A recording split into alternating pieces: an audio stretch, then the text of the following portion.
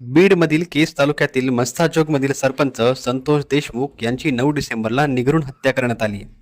या प्रकरणामुळे बीडचं राजकारण चांगलंच ढवळलंय.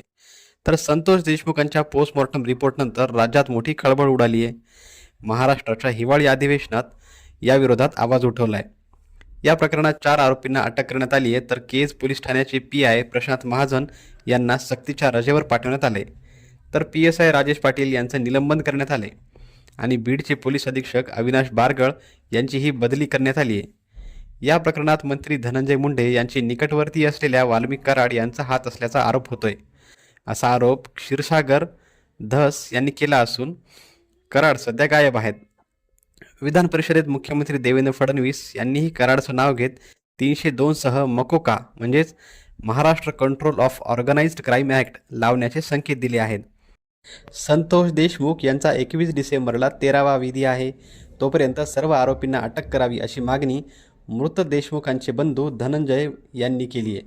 दरम्यान कराडवर खंडणी अंतर्गत गुन्हा दाखल आहे. तर दुसरीकडे देशमुखांच्या हत्येत त्यांचा सहभाग आहे की नाही हे तपासले जाणार आहे.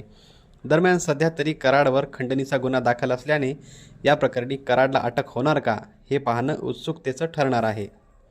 वाल्मिक कराड यांच्यावर काय गुन्हा झालाय ते आधी समजून घेऊया.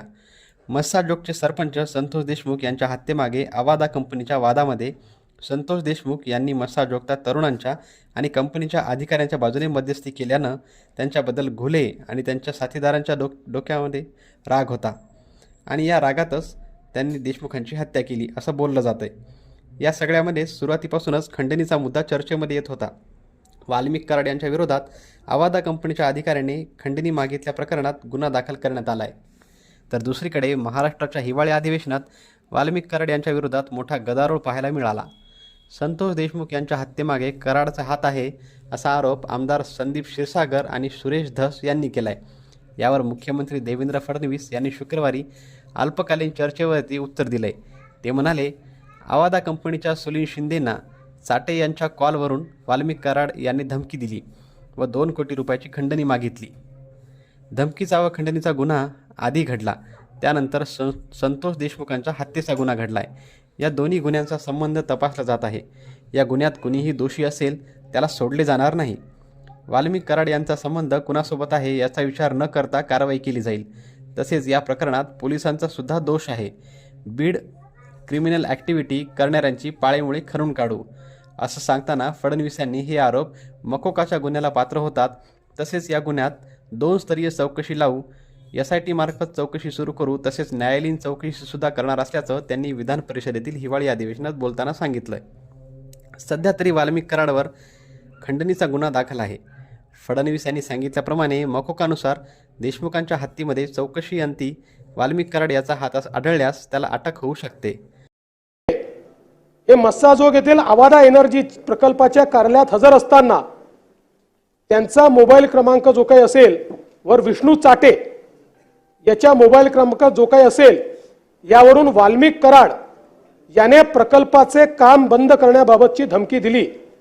तसेच दुपारी 14:30 सुदर्शन घुले याने कार्यालयात येऊन काम बंद करण्याबाबत धमकी दिली व काही दिवसापूर्वी Shivaji Thopte project senior manager यांना वाल्मिक कराड याने परळी येथे बोलवून आवादा कंपनीचे काम बंद करा, अन्यथा 2 करोड रुपये देऊन काम चालू ठेवा असे सांगितले व वेळोवेळी विविध लोकांचे मोबाईलवरून प्रत्यक्ष अप्रत्यक्षरित्या प्रकल्पाचे काम बंद न ठेवल्यास मारहाण करण्याच्या व जीवे मारण्याच्या धमक्या दिल्या. हा गुन्हा आधी घडलेला आहे, त्यानंतर हा गुन्हा घडलेला आहे. मात्र या संपूर्ण प्रकरणामध्ये या दोन्ही गुन्ह्यांचा काय संबंध आहे याची चौकशी आपण करतोय.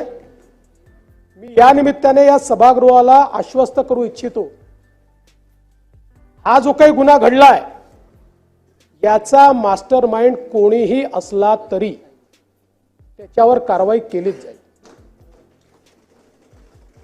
आपण वारंवार वाल्मिक कराडचं नाव घेतलं म्हणून नाव घेऊन सांगतो की या गुन्ह्यामध्ये एका गुन्ह्यात तर त्याचा पुरावा दिसतोच आहे, त्याच्यावर कारवाई होणारच आहे. पण याही गुन्ह्यामध्ये जर वाल्मिक कराड बद्दलचे पुरावे असतील तर तो कोण आहे, कुठल्या पक्षाचा आहे, कोणाकोणासोबत फोटो आहे, सगळ्यांसोबतच आहे. आमच्यासोबत आहे, यांच्यासोबत आहे, पवार साहेबांसोबत आहे, सगळ्यांसोबत आहे. कोणासोबत फोटो आहे याचा विचार न करता कारवाई केली जाईल. कारण मी काल देखील बोललो, ज्या प्रकारे बीड जिल्ह्यामध्ये अराजकाचं राज्य तयार करण्याचा प्रयत्न होतोय आणि विशेषतः काही सदस्यांनी सांगितलं, सुरेश अण्णांनी देखील सांगितलं, कोणावरही 307 लावायच्या, कोणावरही वेगवेगळ्या केसेस लावायच्या. मला असं वाटतं की अतिशय चुकीचं या ठिकाणी घडतं आहे आणि पोलीस प्रशासनाची जबाबदारीच आहे. मी काल देखील डीजींना सांगितलं की याचा दोष हा पोलीस प्रशासनाचा देखील आहे. पोलिसांनी देखील एखाद्यावर जर एखादी आपण फिर्याद नोंदवतोय तर त्याची वस्तुस्थिती काय आहे, मग इकडे फिर्यादी नोंदवायच्या आणि मग तिकडे बेसमरी करायची आणि मग मध्यंतरीच्या काळामध्ये हे सगळे निर्धावलेले अशा प्रकारचं काम करताना आपल्याला पाहायला मिळतात.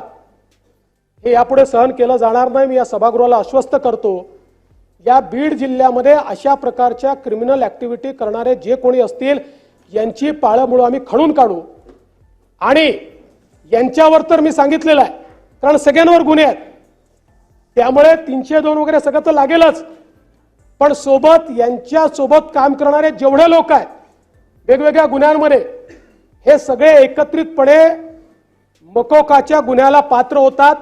त्यामुळे यांच्यावर मकोका देखील या ठिकाणी लावण्यात येईल. दरम्यान खंडणीच्या गुन्ह्याला 10 दिवस उलटून सुद्धा आरोपी वाल्मिक कराड पोलिसांच्या हाती लागलेला नाही. तर वाल्मिक कराड पोलिसांच्या हाती कधी लागणार याकडे संपूर्ण महाराष्ट्राचं लक्ष आहे. पण वाल्मिक कराड पोलिसांच्या हाती लागले तर वाल्मिक कराडला अटक होण्याची शक्यता दाट असल्याचं सांगण्यात येत आहे. वाल्मिक कराडला अटक होऊ शकते का? या सगळ्यामागे नेमका हात कुणाचा आहे? तुम्हाला काय वाटतं?